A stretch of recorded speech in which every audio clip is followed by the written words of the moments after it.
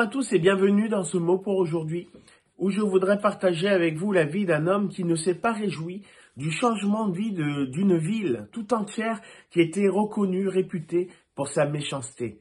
Je voudrais parler de cet homme qui s'appelle Jonas. Nous avons dans les Écritures un livre qui porte son nom et nous pouvons voir dans ce livre que cet homme était un prophète. Cet homme était prophète. Et il était appelé à parler de la part de Dieu. Il était appelé de parler de la part de Dieu aux nations, mais aussi au peuple de Dieu, au peuple d'Israël. Et Dieu va un jour confier une mission à Jonas. Il va lui dire, écoute, lève-toi, va à Ninive et crie contre elle sa méchanceté. Et Jonas, en fait, va se lever et va partir à l'inverse. Il va prendre la direction pour aller à Tarsis. Et sur le bateau dans lequel il va embarquer, il va y avoir des tumultes, et la mer va s'agiter, le bateau risque de faire naufrage. Et là, il sait une chose, c'est que, en fait, ce qui arrive, c'est parce que Jonas est en lutte contre Dieu, il ne lui obéit pas, il ne veut pas faire ce que Dieu attend de lui, et il va le révéler. Jonas va être jeté par-dessus bord, et la mer va se calmer, et Jonas va être mangé par un gros poisson dans lequel il va rester 3 jours, et là, il est dit que au bout de 3 jours, il va être recraché sur le bord. Jonas va reprendre la vie, la marche, excusez-moi. D'ailleurs, toujours vivant, c'est un miracle ça.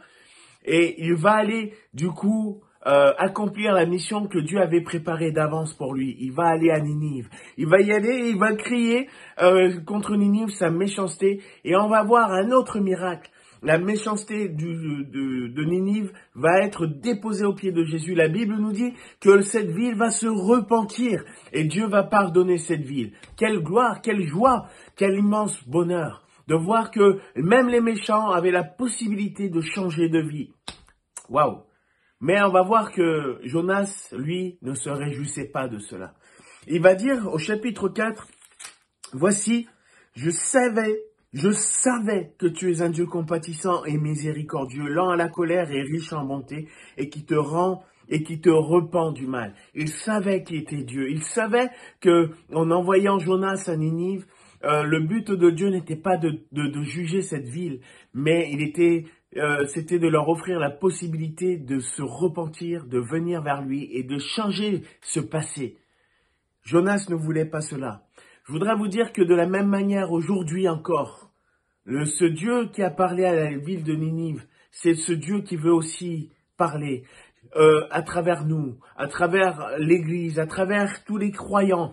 Et je sais une chose, c'est que notre Dieu est un Dieu compatissant, est un Dieu miséricordieux. Il est un Dieu qui se repent du mal encore aujourd'hui.